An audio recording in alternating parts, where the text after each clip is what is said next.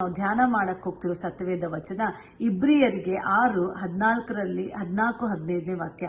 ನಿಜವಾಗಿ ನಿನ್ನನ್ನು ಆಶೀರ್ವದಿಸುವೆನು, ನಿನ್ನನ್ನು ಹೆಚ್ಚಿಸುವೆನು. ಇಲ್ಲಿ ದೇವರು ಹೇಳ್ತಿದ್ದಾರೆ, ನಾನು ನಿನ್ನನ್ನ ಆಶೀರ್ವದಿಸ್ತೀನಿ, ನಿನ್ನನ್ನ ಹೆಚ್ಚಿಸ್ತೀನಿ. ಹಾಗಿದ್ರೆ ದೇವ್ರ ಮಕ್ಕಳೇ, ವೇರ್ ಇಸ್ ದ ಬ್ಲೆಸ್ಸಿಂಗ್? ಎಲ್ಲಿದೆ ಹಾಗಿದ್ರೆ ಬ್ಲೆಸ್ಸಿಂಗ್? ಎಲ್ಲಿದೆ ಆಶೀರ್ವಾದ? ನಾವು ನೋಡೋಣ.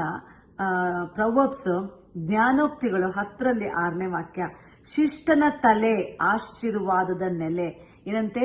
ಶಿಷ್ಟನ ತಲೆಯೇ ಆಶೀರ್ವಾದದ ನೆಲೆಯಾಗಿದೆ. ನಮ್ಮ ತಲೆನೇ ಆಶೀರ್ವಾದದ ನೆಲೆಯಾಗಿದೆ. ಹೇಗೆ ಆಶೀರ್ವಾದದ ನೆಲೆ?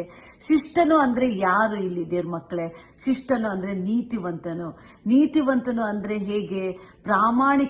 ಪ್ರಾಮಾಣಿಕತೆಯಲ್ಲಿ ನಡೆಯುವನು, ಸತ್ಯದಲ್ಲಿ ನಡೆಯುವನು, ದೇವರ ಚಿತ್ತದ ಅನುಸಾರವಾಗಿ ನಡೆಯೋನು. ಎಲ್ಲದಕ್ಕಿಂತ ಹೆಚ್ಚಾಗಿ ಏನು ಬೈಬಲ್ ಸತ್ಯವೇದ ಹೇಳುತ್ತೆ ಅಂದ್ರೆ, ನೀತಿವಂತನು ಭೂಮಿ ಮೇಲೆ ಯಾರು ಇಲ್ಲ, ಆದರೂ ನೀತಿವಂತನ ಪ್ರಾರ್ಥನೆ ಕೇಳಲ್ಪಡುತ್ತೆ. ನೀತಿವಂತನ ತಲೆ ಆಶೀರ್ವಾದದ ನೆಲೆಯಾಗಿದೆ ಅಂದ್ರರ್ಥ.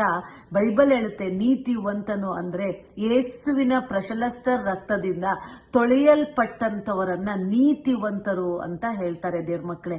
ಇಲ್ಲಿ ದೇವರು ನಮ್ಮನ್ನ ಯೇಸು ರಕ್ತದಿಂದ ತೊಳೆಯಲ್ಪಟ್ಟಿರೋದ್ರಿಂದ ನೀವು ನೀತಿವಂತರು ಆಗಿದ್ದೇವೆ ದೇವ್ರ ಮಕ್ಕಳೇ.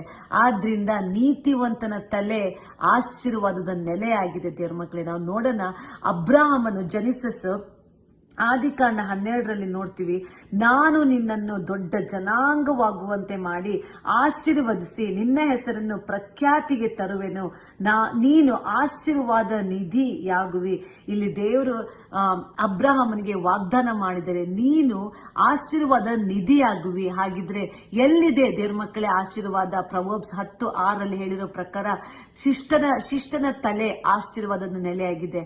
ನಾವು ಕೂಡ ಅಬ್ರಹಾಮನ ಸಂತತಿ ಆಗಿರುವುದರಿಂದ ನಾವು ಯೇಸು ಕ್ರಿಸ್ತನ ಮೂಲಕ ಅಬ್ರಾಹ್ಮನ ಸಂತತಿ ಆಗಿದ್ದೇವೆ. ಆದ್ರಿಂದ ಅಬ್ರಾಹ್ಮನಿಗೆ ಕೊಡಲ್ಪಟ್ಟಂತ ಎಲ್ಲ ವಾಗ್ದಾನಗಳು ನಮಗೆ ಆಶೀರ್ವಾದಕರವಾಗಿದೆ. ನಮಗೂ ಅದು ಆಶೀರ್ವಾದವಾಗಿ ದೇವ್ರು ಕೊಟ್ಟಿದ್ದಾರೆ ದೇವ್ರ ಮಕ್ಕಳೇ. ಆದ್ರಿಂದ ಆಶೀರ್ವಾದ ಹುಡುಕೊಂಡು ನಾವು ಅಲ್ಲಿ ಇಲ್ಲಿ ಹೋಗೋದಲ್ಲ, ಆಶೀರ್ವಾದ ನಮ್ಮ ತಲೆಯ ಮೇಲೆ ಇದೆ ಅಂತ ದೇವರು ಹೇಳ್ತಿದ್ದಾರೆ. ಅಂದ್ರರ್ಥ, ನಾನು ಎಲ್ಲೆಲ್ಲಿ ಹೋಗ್ತೀನೋ ಅಲ್ಲಲ್ಲಿ ಆಶೀರ್ವಾದ ಹುಡುಕೊಂಡು ಬರುತ್ತೆ ದೇವ್ರ ಮಕ್ಕಳೇ. ಅಬ್ರಹಾಮನು ಎಲ್ಲೆಲ್ಲಿ ಹೋದನೋ, ಅವನು ಒಣ ನೆಲದಲ್ಲಿ ಹೋದನು ಕೂಡ ಅದು ಒಂದು ಸಮೃದ್ಧಿಯ ಜೀವಿತವಾಯ್ತು. ಅವನಿಗೆ ಒಂದು ಆಶೀರ್ವಾದ ನೆಲೆ ಆಯ್ತು. ಯಾಕೆಂದ್ರೆ ಅವನು ಆಶೀರ್ವಾದದ ನಿಧಿ ಆಗಿರೋದ್ರಿಂದ ಅವನು ಎಲ್ಲೆಲ್ಲಿ ಹೋಗ್ತಾನೋ ಅಲ್ಲೆಲ್ಲ ಆಶೀರ್ವಾದ ಅವನ ಬೆನ್ನಟ್ಟಿ ಓಡಿ ಬರ್ತಾ ಇತ್ತು. ಯಾಕಂದ್ರೆ ದೇವರು ಅವನಿಗೆ ವಾಗ್ದಾನ ಮಾಡಿದ ಪ್ರಕಾರ ಅವನನ್ನು ಆಶೀರ್ವಾದ ನಿಧಿಯಾಗಿ ಮಾಡಿರೋದ್ರಿಂದ ಅವನ ಹಿಂದಿಂದೆ ಆಶೀರ್ವಾದ ಬರುವಂತದ್ದಾಗಿತ್ತು ದೇವ್ರ ಮಕ್ಕಳೇ. ಆದ್ರಿಂದ ಅಬ್ರಾಹ್ಮನ ಸಂತತಿಗಳು ನಾವು ಕೂಡ ಆಗಿರೋದ್ರಿಂದ ನಮ್ಮ ಆಶೀರ್ವಾದ ಎಲ್ಲಿದೆ? ಯಾವುದೇ ಒಂದು ಜಾಗದಲ್ಲಿ ಇಲ್ಲ, ಯಾವುದೇ ಒಂದು ಮನೆಯಲ್ಲಿ ಇಲ್ಲ, ಯಾವುದೇ ವ್ಯಕ್ತಿಗಳಲ್ಲಿ ಇಲ್ಲ, ಯಾವ ಕಡೆನೂ ಇಲ್ಲ. ಆಶೀರ್ವಾದ ಎಲ್ಲಿದೆ? ಪ್ರೊವರ್ಬ್ಸ್ ಜ್ಞಾನೋಕ್ತಿ 10:6 ಹೇಳಿರೋ ಪ್ರಕಾರ ಆಶೀರ್ವಾದ ಎಲ್ಲಿದೆ? ನಮ್ಮ ತಲೆಯ ಮೇಲೆ ಇದೆ. ಶಿಷ್ಟನ ತಲೆಯೇ ಆಶೀರ್ವಾದದ ನೆಲೆ ಆಗಿದೆ ದೇವ್ರ ಮಕ್ಕಳೇ. ಆದ್ರಿಂದ ಆಶೀರ್ವಾದ ನಾವು ನಿಧಿಯಾಗಿದ್ದೀವಿ, ಆಶೀರ್ವಾದದ ನಿಧಿಯಾಗಿದ್ದೀವಿ.